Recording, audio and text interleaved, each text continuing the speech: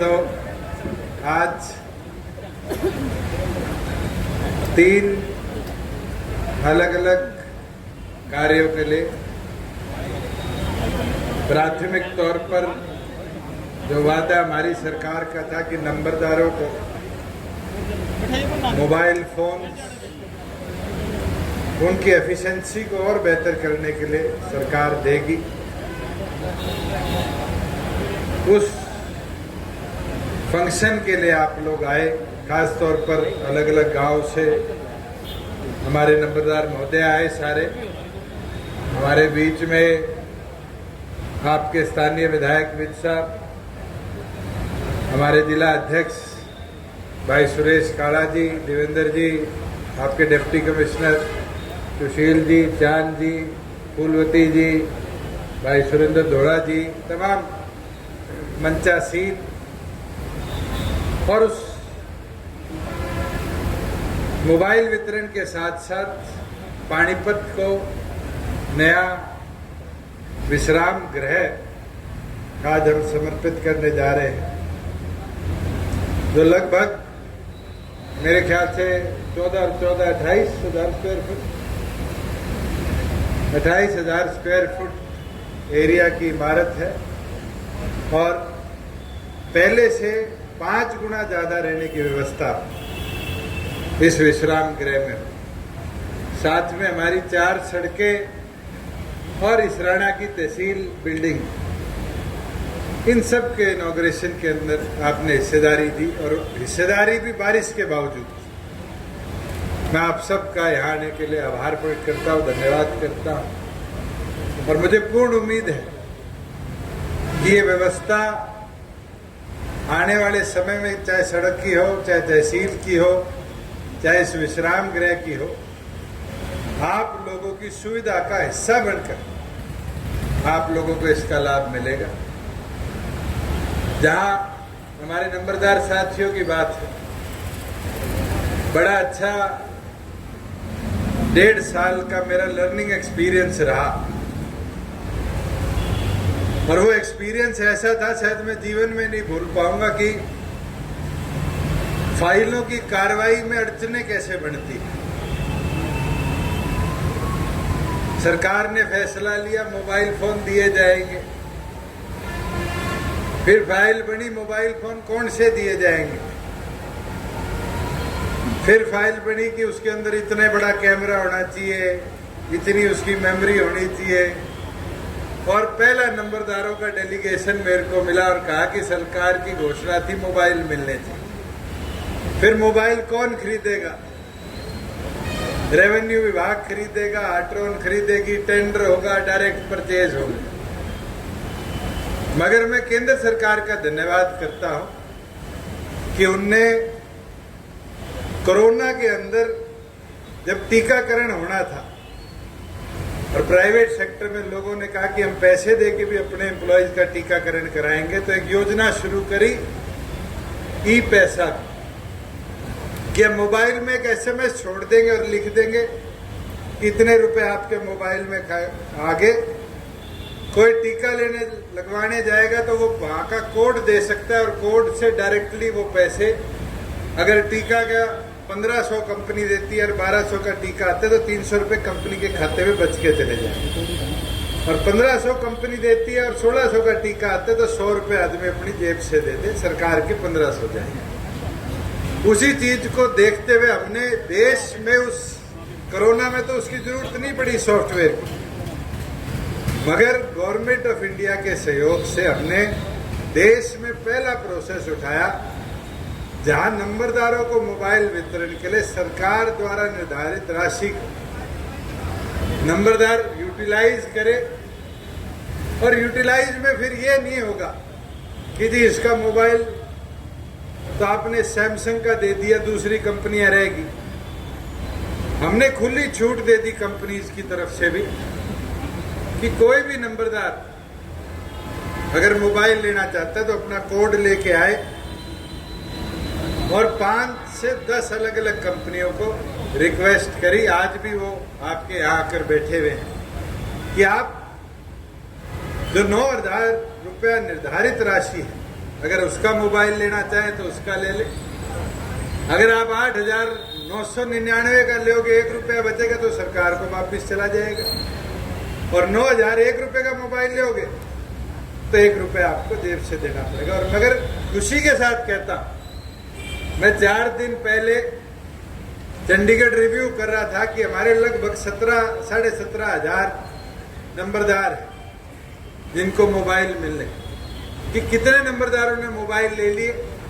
और खुशी हुई कि हमारा पहला एक्सपेरिमेंट कामयाब रहा कि 14,000 से ऊपर नंबरदारों ने जाके अलग अलग कैंप्स में जिला वाइज, ब्लॉक वाइज अपनी मर्जी, अपनी चॉइस के मोबाइल फोन लिए। और मुझे एक चीज की और खुशी रही, जब पंचकुला के अंदर सारे नंबरदार साथी वहां आए और धन्यवाद अभी वहां अभिनंदन किया हमारा, तो मैंने उनको सभा में पूछा, मैं कहा हम तुम्हारे खाते में डीबीटी करते पैसे।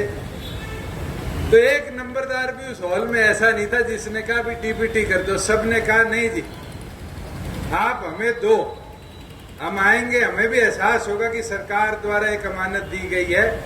और आने वाले समय में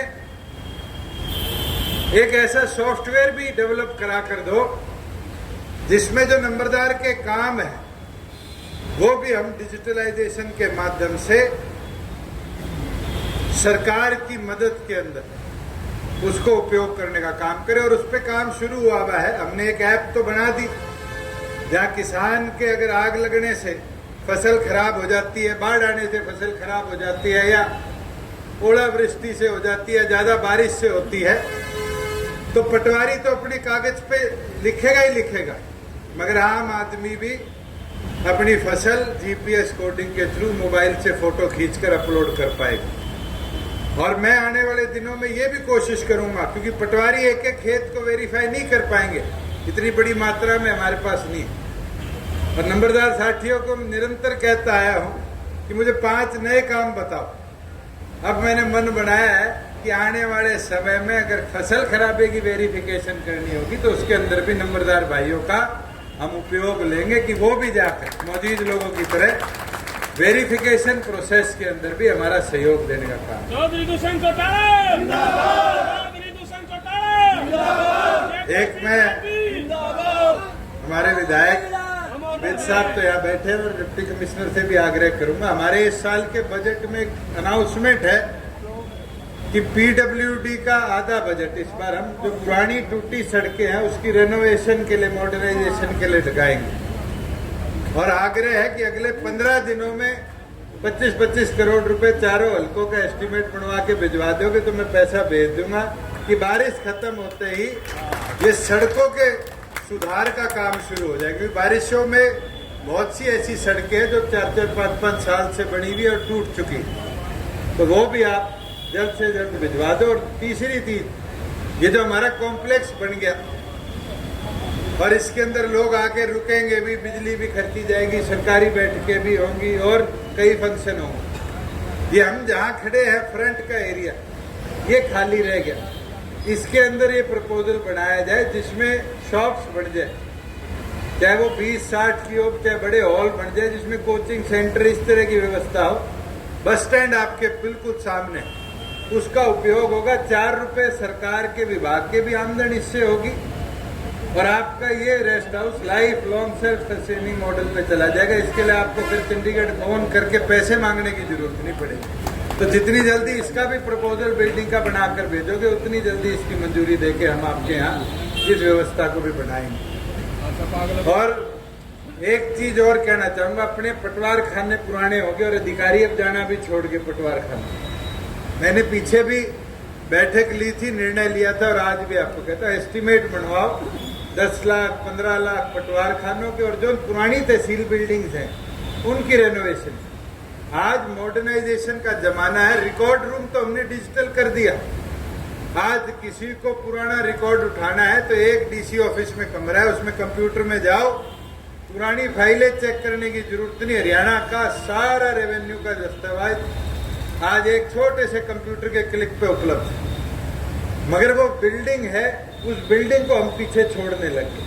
हम उसके अंदर और अधिकारी बैठा सकते हैं, ग्राम सचिव हो गए और लोकल अधिकारी हो गए, उनकी रेनोवेशन के अंदर में मैं चाहता हूं पानीपत जिला मॉडल जिला बने, जो अपने सारे ब्लॉक्स को, सारे पटवार खानों को और सारी तहसीलों को मॉडर्नाइज कराए, डिजिटलाइज कराए और प्राथमिक तौर पे आगे बढ़ाने का काम। मैं तो दोबारा आप सब यहाँ एकत्रित हुए, आपने इस महत्वपूर्ण योजना का हिस्सा बनकर हमारा साथ दिया। मैं उन सब 15 हज़ार जितनों ने आज तक अपने मोबाइल चॉइस के लिए, मैं उनको बधाई देता हूं और ये तीनों इनॉग्रेशन के अंदर आपने हिस्सेदारी दी, इसके लिए आपका धन्यवाद करता हूं। बहुत बहुत धन्यवाद। चौधरी दुष्यंत चौटाला। भाई जोश तो ज्यादा होना चाहिए, जैसे भाई साहब को मिलने का जोश है ना, नारे में भी जोश वही लगा दो। भारत माता की धन्यवाद बहुत बहुत। आज हमारे बीच में इस भव्य भवन के उद्घाटन के लिए हमारे अपने डिप्टी चीफ मिनिस्टर साहब दुष्यंत चौटाला जी हमारे बीच में आए हुए हैं। आपका पानीपत आने पे बहुत बहुत स्वागत है।